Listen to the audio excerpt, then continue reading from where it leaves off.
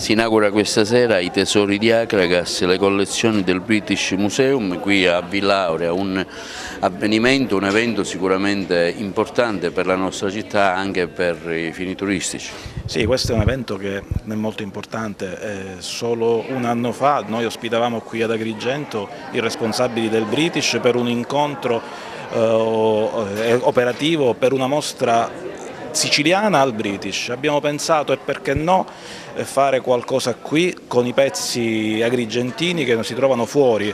Lo abbiamo fatto, lo abbiamo pensato, il British ci ha dato questa opportunità e perché non è da tutti poter visionare questi preziosi reperti, tra cui c'è una moneta veramente stupenda,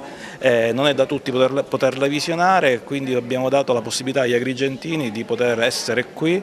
in un ipotetico ponte sensoriale tra Agrigento e l'Inghilterra, poter ammirare i pezzi che erano dei coloni greci qui ad Agrigento. È un bel risultato per la comunità,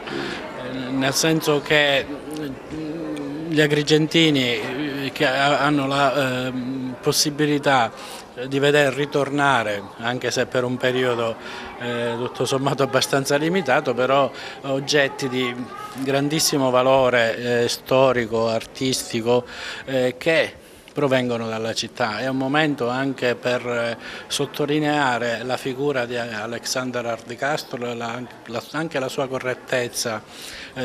di studioso e di cultore delle antichità, perché a differenza di altri lui ha mandato fuori da Agrigento solo i calchi, ha lasciato gli originali qua. E questo ha contribuito intanto a far conoscere Agrigento nel mondo, ma anche ad affermare la centralità di questa città nel periodo del suo massimo splendore. Anche Don Franco ha voluto essere presente a questo evento, un evento sicuramente particolarmente importante per la nostra città. Io penso di sì, tutto quello che appartiene ad Agrigento è importante, anche perché ci dà il senso di come questa città davvero fosse grande. E quello che dicevo poc'anzi, la speranza è che sentiamo il desiderio del grande e quindi mentre guardiamo un passato ci sentiamo costruttori di un futuro. Un'iniziativa lodevole perché riportare vecchie, antiche monete, ma antiche immagini e vasi che hanno un valore veramente inestimabile dal British, riportarli ad Agrigento per alcuni mesi significa dare intanto la possibilità ai tanti agrigentini di conoscere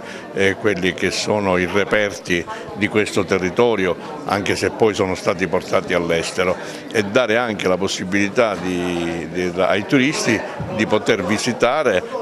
proprio ad Agrigento, nella terra dove sono stati trovati questi reperti, questi vasi, queste monete, tra l'altro che hanno un valore enorme, trovarli proprio qui nel luogo dove sono stati appunto costruiti, dove sono stati forgiati.